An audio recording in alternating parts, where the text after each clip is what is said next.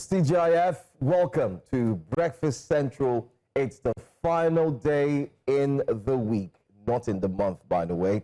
And Are you sure? Yes, it's the final day. This month is feeling like it has 55 days. It has what? 55 days. I agree. It's quite So slow.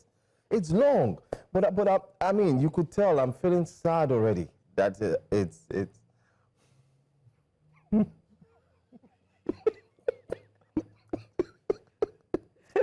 Oh God. Oh my goodness. This Oliver. Let me just drink my coffee. Anyway, if you just tuned in, welcome to Breakfast Central. I'm Johansson, and thanks to the guys who always drop their comments on YouTube. We see you. Well done. I think we should even start giving awards for our favorite YouTube viewers and YouTube engagements. Thank you so much for always being a part of the conversation. So welcome to today's TGIF edition of Breakfast Central. My name is Olive Emodi. For the next 3 hours, we'll be looking at some of the stories that have made the newspaper front pages, also having guests looking at different stories from politics to PDP, to also looking at what's happened with Senator Natasha Uduaghan, which is how we begin the conversation this morning on Breakfast Central. But remember that you can engage with us at News Central TV on all social media platforms. Thank you once again for joining us this morning. That's right. So let's go straight to our very first wake-up story. By the way, congratulations to the team of News Central. Yesterday's Borno Town Hall series was very, very, I'd say, fantastic, especially where the managing director and editor-in-chief, Sekayode Kintemi, spoke very kindly of the governor. Governor, yes. Who came. And you know, when he said that, we've done several town halls, and the essence of this town hall is to be the voice, as we typically are, the voice of the people, the bridge between the government and the governed, to give the government the opportunity to hear the cries of the governed. And we can find how, when all the necessary stakeholders are brought together, we can solve whatever issues or prefer solutions. Yeah. We've done this in several states. Invitation has been sent to different governors, like our MD and the editor-in-chief had said. He talked about how they invited all these governors. None of the governors showed up. Only the governor of Borno State, Governor Babangida, showed up. And you see that dedication. It's not just in showing up yesterday. He's been showing up for quite a while. Of course. He showed up when his people were attacked, and he went to stay with them to indicate their togetherness. Yeah. And I think it was something to be applauded. When he posted that, somebody in the Instagram comment section of News Central's page said, if this were election year, the story would be different. And that's the truth. If it were election year, those of them in their first tenure, they will all show up. They will even eat corn on the road. Yes, corn. You know, when they granite, and everybody will be looking very. They buy corn. Acting and theatrics, we would have seen it in full display at the town hall. So I'm hoping that citizens are watching and taking note of these things, so that when they start doing a lot of eye service, you know, that's not necessarily about you. It's about that position, the office that they need to, clench the seat for. I agree with you. And whether you like it or not, in as much as we come here on the show every now and then to speak, we would also take time to celebrate people who are doing well. Aside from the fact that we are spotlighting the Borno State governor, not just because he showed up at the town hall yesterday, but even yesterday, all of you, if you recall, the front page of the newspaper took time to celebrate his year in office and the achievements in which he has been able to push. And whether you like it or not, I mean, I've spoken with our correspondent who's there, who's on ground, Umaru Kirawa. And sometimes, I remember a fortnight, even a month ago when we spoke, and I asked him, I said, listen, can you also share with us what is going on? And he said, listen, Joe, he must be honest that there are a lot of things that the governor has actually done. And what we say here on Breakfast Central, or better still, as broadcasters, is you can do everything, right? Yes. Or you can claim, in quotes, to do everything, but are you showing working, as they usually say? It's not by mouth. It's not by mouth. You can't. There are certain things you cannot hide. Just like a pregnancy cannot hide itself. You can decide to keep it from the public for a while. After a while, the baby will come out. So you can't claim to work. You are either working or you are not working, and the results will speak for itself. So we're hoping. I mean, over the course of when I was away, I was at an event and two governors were speaking, and it was like they were doing the battle of, who has better infrastructure, who has better facilities. It was Cross River State Governor, Senator Prince Bassiotu, and the governor of Ondo State, Governor Lucky Aiyedatiwa. And both of them were arguing, as you know, we have a deeper seaport. And I said when I came back up that I'm hoping that we continue to see this healthy rivalry and competition between governors to show working for their state in terms of, oh, we have more resources, oh, we have better infrastructure, because at the end of the day, it benefits us, the citizens.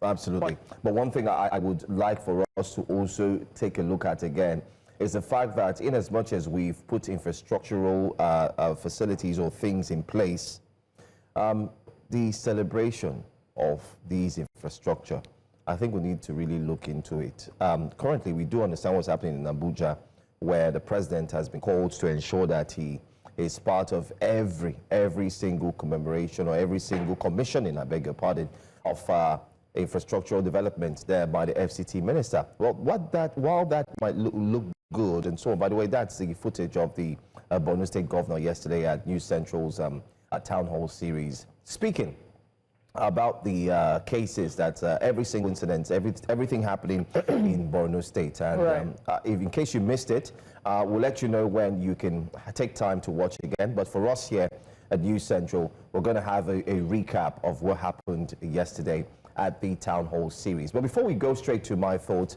maybe let's just play you the clip and then you get to hear what the governor had to say, especially from yesterday's town hall series put together by News Central. But we'll take it in terms of a package, maybe. Okay, yes, we'll take it during the show. But now let's come to our wake-up conversation. Yeah, let's do that. And start with Senator Natasha Uduaghan. She's been in the news for a long time now, and she made some very strong allegations. She alleged sexual assault on the part of the Senate president, an abuse of power, abuse of his position as senator. She alleged that she was being silenced, but it didn't stop there. She also went further to allege that there had been assassination attempts over her life, stating that the instruction was that she should be killed in Kogi State, not anywhere else. Really strong allegations, and these allegations again were made against the Senate president and the former governor of Kogi State, Governor Yahaya Bello. Now, the Nigerian federal government has taken the case to court. She's been asked to appear before the court for a case of defamation. And yesterday, she appeared before the court. You can see her with her husband. And, there are well-wishers and loved ones. She was granted bail. The matter isn't over, but she was granted bail. And to the tune of 50 million naira with one shorty who must be a person of reasonable integrity, resident in the FCT Abuja, and who owns a landed property within the Abuja Municipal Area Council. The trial judge, Justice Chizoba Orji, made a declaration in a ruling after taking arguments for and against the bail application from the parties in the suit. Now, just so you know, there's a 3-count criminal charge. The accused, Natasha Uduaghan, of making defamatory statements against the Senate President Godswill Akpabio during a live television broadcast. The charge also lists Akpabio, the former Kogi State Governor Yahaya Bello, as nominal complainants, alleging, of course, that Uduaghan claimed Bello had conspired with Akpabio to orchestrate her assassination outside Abuja, disguising it as a mob or local attack. Well, it is a case that will go to court, and this bail application does not mean that the matter has come to an end. You can see our supporters behind. There we have Obi Ezekwesili, we have Aisha Yesufu behind her. I also saw Brandy Peters. Yes. I think I saw there's a young lady, I've forgotten her name. I don't know if I even know her name. The lady with the red scarf. She's like, she's an activist as well. You see, Oruche, yes. Precious Oruche also behind. So there's a number of people, activists who have come out to show and lend their support. Anyway. And when she was granted the bill, there was a lot of rejoicing. Well, the drama would continue. We'll continue to see more drama unfold concerning this story because, as we know it, the federal government will not back down. The federal government has said that these are very strong allegations that must be meted with the law and every single arsenal as much as possible.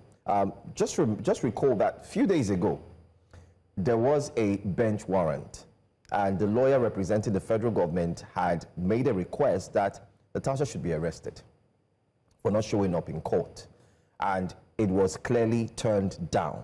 because the magistrate, and they said, no, that you cannot just go and arrest her because we've not sent an invitation yet. And even if we do, you can't just go and arrest her. They turned that bench warrant down, said it's not going to work. So they said, let's wait for the second, which happened yesterday, where they had to come to court. Now, naysayers were hoping that she wouldn't show up. Had it been she didn't show up, maybe we'll see a different drama. Oh, yeah, no. I think her lawyers will know better. Had it been she didn't show up, maybe we'll see a different... I'm glad that she showed up because... Exactly, because the the drama advice would have been, okay, how do they say it in the court of law? Say, my lord. My lord. As you can see here, and so on, and then, the process. So just so we're clear, that's it. Right? And I've been very vocal about my position regarding Natasha's claims about abuse of power, abuse of authority by the Senate president. I felt like from the jump, she was treated like the victim, right? No, she wasn't treated like the victim. She was treated like she was the one who had the complaint that was supposed to, quote unquote, be the victim. But instead, it felt like she had to defend herself even after such strong complaints. It reminds me of this case where we had Tisha Victory, the young girl who was abused and then had to also be defending herself and her family and basically fighting for their freedom. So I was of the view that there had been strong allegations and those allegations needed to have been investigated. And the Senate suspending her looked very much like they were trying to cover things up. So I was of the opinion that these were very strong allegations of sexual abuse. So what should have been done was a thorough investigation should have been carried out. And if that investigation revealed that she was telling a lie, she should be made to face the law because she has defamed them. But if that investigation found that she was telling the truth, then the people who she has accused, the Senate president in this case, should be made to face the law, step down first of all, and then face the law. The problem was even in the way that the Senate Ethics and Privileges Committee had reacted. They said the matter is dead on arrival. The Labour Party man who has now moved to the APC was very vocal about it, spoke against her. So when we speak about that one, I'm not very pleased about how that was handled, even though they say that the reason they suspended her was because of the seat allocation fracas. But it was beyond that. There are ways you can handle this, especially because the Senate president himself had a seat allocation challenge when he was just a member of the House and not the Speaker. And there was wisdom in which they applied wisdom to handle that. That being said, the allegations of assassination are very strong allegations. Very strong. Yeah. If you say someone tried to kill you, you have to be able to prove it, and you have to be ready to prove it. So then courts, I think it's important that everybody brings in. It's important for her to be able to prove this. The law says, and it's not about what we feel in this case, right? He who alleges must prove. So I'm hoping that this case, there's a thorough investigation. It's not flawed. It's not tilted in favor of anybody, right? So that at the end of the day, the law can, the truth will prevail. And if truly, I've seen videos of people who have allegedly attempted to hurt her. I saw a video of a man that was, I think they said he was trying to break into her house, a herbalist, and they saw charms on him. All these things, I hope that they are investigated. And if we find in the investigation and in the court proceedings that this is connected to the people she has accused, I hope that the law will swing against them in its full effect. But if we then find that there's no connection, then she would have to face the law because those were really strong allegations, and you can't, regardless of how it looks on the outside, those are really strong allegations. You can't sweep on the carpet. Yeah, there were unknown persons who tried to break into her home after she had decided to use the helicopter to arrive, especially at her home as well. And then before then, we've seen incidences and cases. But another thing we must take note of in this case is the fact that it's not yet Uhuru. It will continue, and we would be certain to ensure that we follow through. Don't forget that she was equally stripped off her security, but in this video you can see that she's gotten her own personal security guards, which of course, if you do not have that, then one will be wondering, how do you move around? And we must also take note of the man you see there with the hat. That's her husband. He's been strongly... He's been such a support. Strongly behind her, following. I mean, so we'll get to find out where this would lead. But that's the update, though, from Natasha. But just to add again, because I'm not going to overlook this, why there is such public outrage against the fact that she's been tried for defamation, why there's such... Because a number of people would argue that she's made such strong allegations. How can you say someone is trying to kill you if you don't have strong evidence? Then you've tarnished their reputation. But the question is, if she made those allegations and the court decides, and the government decides to take her to court, where was that energy when she made the first set of allegations? When she said that, you know, there was allegation of sexual assault. Yeah. Where was the energy? So when people are asking, why is there public outrage? What is wrong with her supporters? I hope you understand that it feels like selective justice. It feels like the government is throwing its weight behind one party. She's also a senator of the Federal Republic of Nigeria, just like Senator Godswill Akpabio. He's the first among equals. They're all equals in the House. So the agitation of our followers would be, she was the first to make a complaint. Where was this energy when she made her complaint?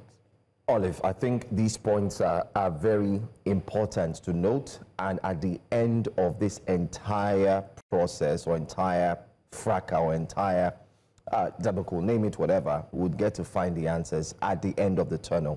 However, just to wrap things up with Natasha before we move to our next story, for me, I think we've set history up for something awaiting. And what do I mean by that? How Natasha's issue or case has been dealt with, we should be ready, because in the future, if anybody in the Senate engages in any act or whatever, the same action that's been meted on Natasha should equally be done to that person, regardless of his person, status, or be it gender. The question is that... Why I said so is because... The way... Okay, you recall that videos also emerged of the current First Lady while she was in the assembly. I mean, how she acted. Senator Oluremi Tinubu. Exactly. And videos emerged. Nigerians went there. I mean, so you see, that's why we said history. And they dug it out and said, look, there's also the case of a former senator as well. What's his name? Elisha Abo as well, where there was a video. You remember all the whole case, the sex toy and everything. And then he came, he was sitting with the committee, and then there was a heated argument, and yet, nothing. So again, I'll go back to saying that your issue about saying that when they have subsequent issues like this, you hope that the same hand will be dealt to them. My worry is if women, for example, security. Right, if women feel like they have been marginalized, or they feel like their voices are being silenced, or they feel like they've experienced some measure of abuse, what this might do is it will discourage people from speaking up. You know, it will discourage people from being able to say, this is what I'm experiencing. And that's not to say that we know for sure, or we're saying for sure that the Senate President it is. But if somebody makes an allegation, at the very least, investigate. Investigate if you want to say that you prioritize the rights of every senator. Investigate her claims, investigate her complaints, and ensure that the issue is that she brought it up to she came to talk about it in TV. That's not... I don't have a problem with that, because for me it's like, at the end of the day, you can't beat a child and tell the child not to cry. So if she's saying that she was wronged in this way, if she claims that she had, like she did claim, that there was an abuse of power, there was sexual abuse, it's not your responsibility to tell me how to go about it. If I complain about it... They also tell you that the law that guides the operations... So you shouldn't go and talk about it outside. Talk about, I mean, just like the senator who joined us yesterday said, that there's some things that are discussed internally, that you shouldn't take it outside. But the truth is, if she had discussed this internally, will they have acted any differently? Wouldn't they still have eventually landed in the same way? Some senators did stand up and say that she had called them and told them, you know, but they also aired how they felt. But take note, they also aired it within the chambers, but the media team was there, and they also covered what they were saying. Olive, let's move on. Anyway, next story. Let's just move on. Let's move on from. Are we able to take reactions? I think we have. No, I think we spent enough time. Let's just go to our next story. I think the summary of it is we hope that the that truth will prevail. Yeah. We hope that justice will prevail. Justice will not be perverted, and that the Except truth, you want to take what they say on X, though. on X, yeah, that the truth will prevail, and whoever is telling the truth will get justice, and whoever is telling a lie will have the law chasing after them. Let's take some reactions on X. We have this tweet by Peter Aka. Okay, Dr. Abiola Akiode. He says the continued abuse of court processes and harassment of Senator Natasha Uduaghan is a threat to justice, fairness, and democracy. Charges are being hurriedly filed without proper notice, and there was an attempted bench warrant, all in a bid to intimidate her. The injustice must not stand. This is a political trial. Call on the judiciary to come to our rescue and allow justice to reign. An injustice to one is a threat to a million. Senator Natasha will continue to stand firm and is not afraid to appear in court on June 19th and June 30th, 2025. For all we care, justice must prevail. So that covers pretty much what we said. Also, Sakri says, Natasha, the goddess of manipulation and lies, eventually arraigned in court. Natasha, if you are unable to provide evidence to your wild, damaging, boundless allegations against Senate President Godswill Akpabio and Yahaya Bello of plotted assassination, human organ harvesting, and the defamation of character you spewed on them, the jail consequence will come striking. The recklessness of carnage, lies, and manipulated, weaponized populism is reprehensible. This is a fight against the injustice of impunity. That's what Chris says. One Pocket says, Nigeria is a very interesting country. Natasha said for seek good advice before going about what she did. There was definitely a smart way to go about all what she went about that won't put her in this situation now.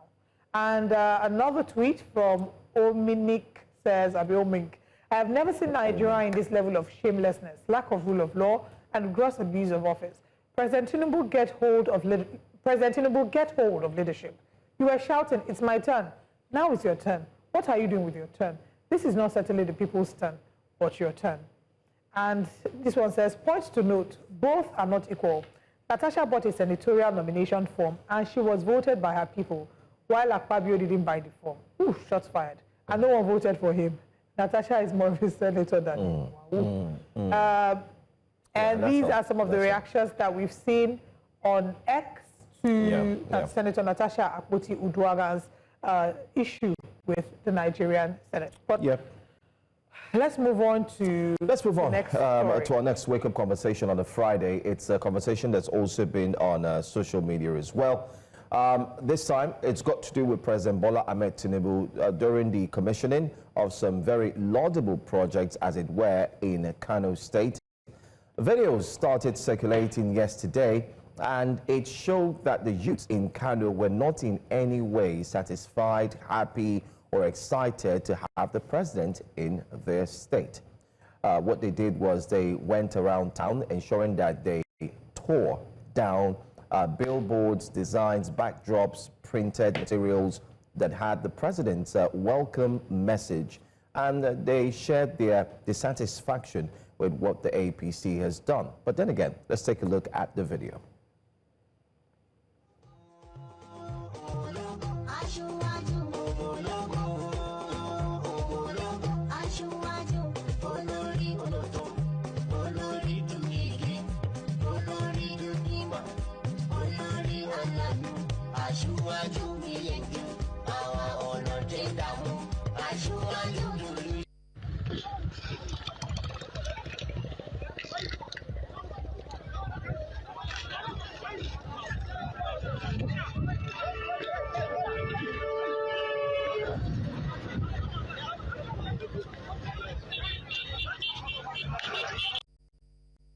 Well, that's the video there.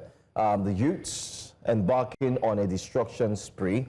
In other words, trying to show their dissatisfaction to have the president in their state. Don't forget to yesterday, another clip circulated that showed while the president was in Benue State. And the APC flags that were allegedly... No. Yesterday, while he was commissioning, while he was also talking. Okay. I thought you were talking about someone purportedly was said to be running towards the president. And he said, leave him. And there was a little startle, and the security operative, he really comported himself very well.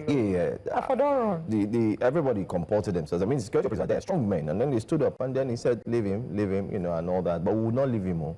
That's our president. Don't rush to him. Be careful. Be very careful.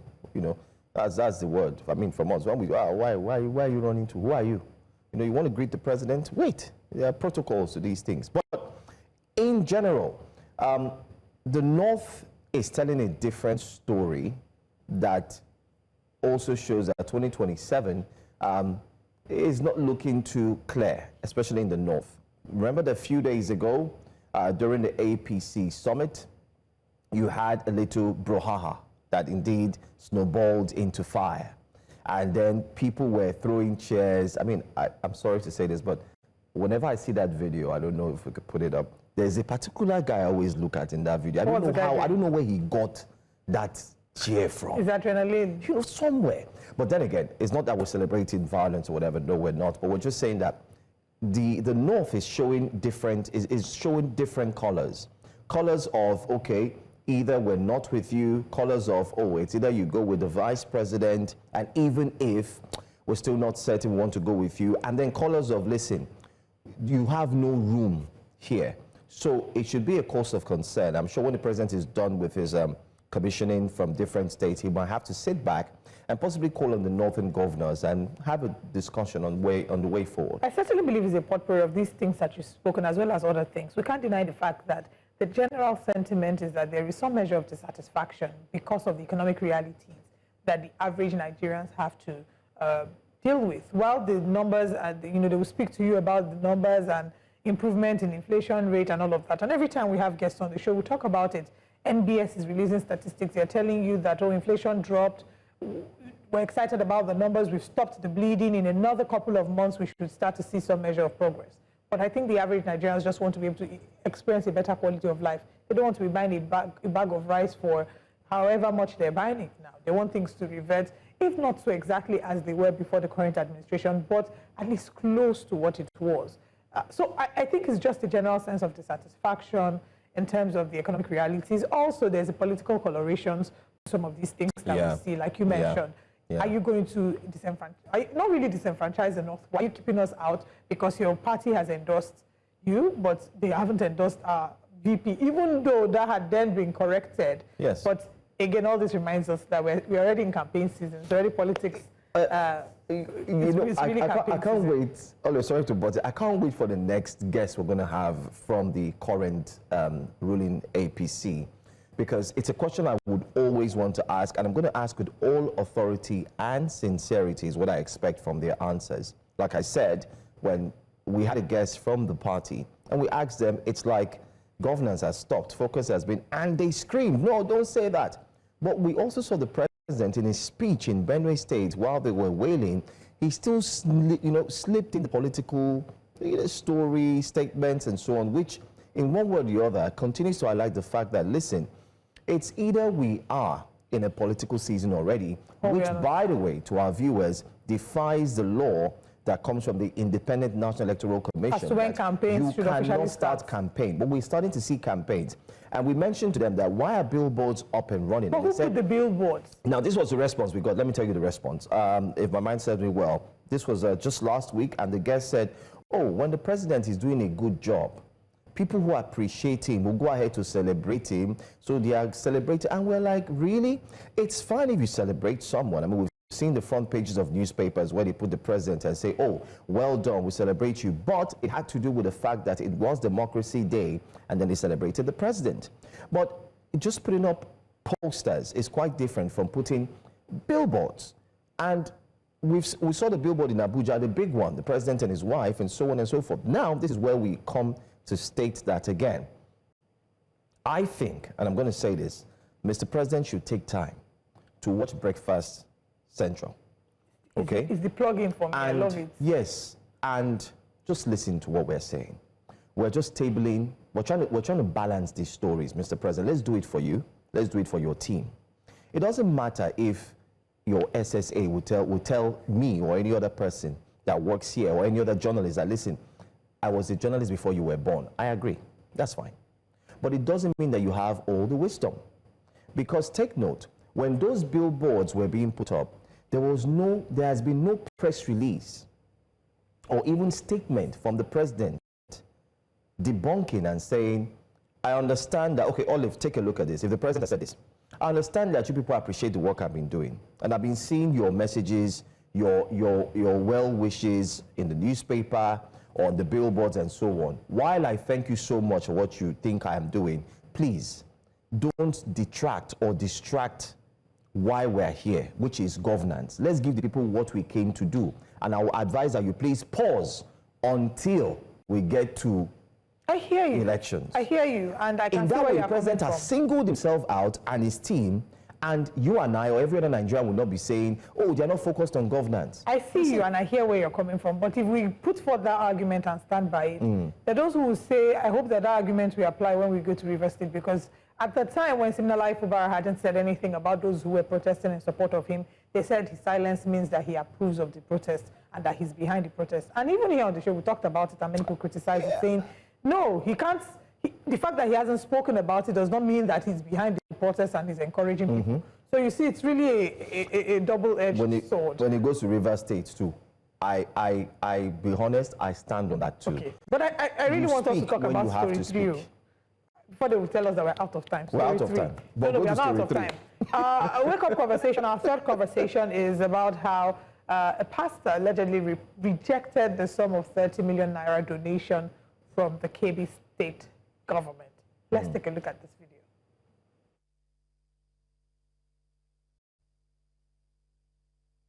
Okay, while we're trying to sort out, the issues with that clip, I do believe that there's meant to be a clip about Pastor Paul Eneche and how they had tried to make a 30 million naira donation.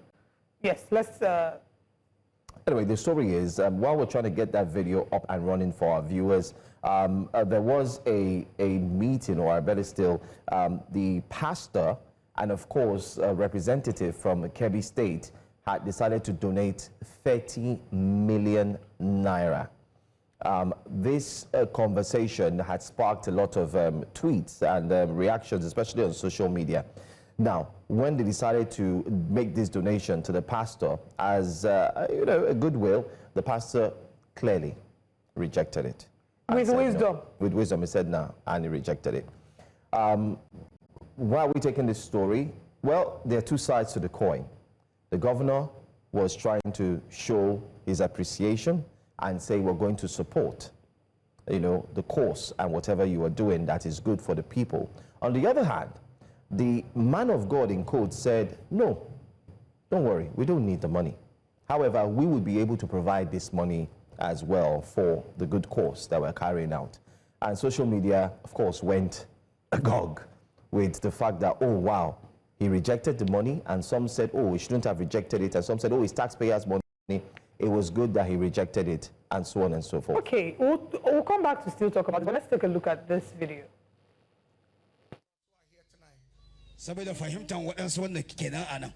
What we did tonight, what transpired, is what our life is. We are one of those who believe that government money should be used for government project and government things. It should be used for government things. Yes. And church money should be used for church things. Not mixed together. That is what we did. That is what we do. As small as the Glory Dome is right there, that multi, I don't know whether it's multi, whatever. One shishi of government money is not in it. Yes, one shishi. From the purchase of the land to the building to everything. So Pastor Paul Eneche, first of all, is one who is a very strong voice. When you talk about certain pastors who have very strong political views, very strong opinions, Pastor Paul Eneche is one of them. And there have been times when he's been criticized a few times, right? But then I think that this has gotten a lot of applause. And I think that it's important that we talk about this, because oftentimes people always would criticize pastors and say that, pastors are looking for opportunity to do this. They are talking about money, this one, that one, that one. They don't even realize how much work and I'm not saying that there aren't pastors who try to, quote unquote, exploit or extort, but The church has done a lot of work in terms of giving support to its members and showing support for its citizens. I mean, it's church members. So I do think that this is an important story to highlight, and I'm very, very, glad and proud to applaud what he has done and to make reference to that, Joe. Yeah, I mean, it's clear. What he's simply done is to make it known to the public that, listen, we're not going to take your money. And in the video, we saw his response that the money, government money, is meant for the people. I don't know how many projects. I don't know how many persons or his colleagues in court will agree with that is meant for the people, or what they would say behind closed doors. But while we're taking that story, like we rightly said, it's trending on social media. Everyone is talking about it. Some are saying it's for the good. Some are saying that, well, they don't believe, and so on. So there are mixed reactions. But whatever it is, many, in terms of what we've done, looking at the higher responses, many have applauded the fact that he rejected that money. So who else would reject government money? But we've also seen governors climb the pulpit, and some have said after they are going, oil will rub hands or touch hands. We don't know. But then again, he's made it clear that he's not part of that.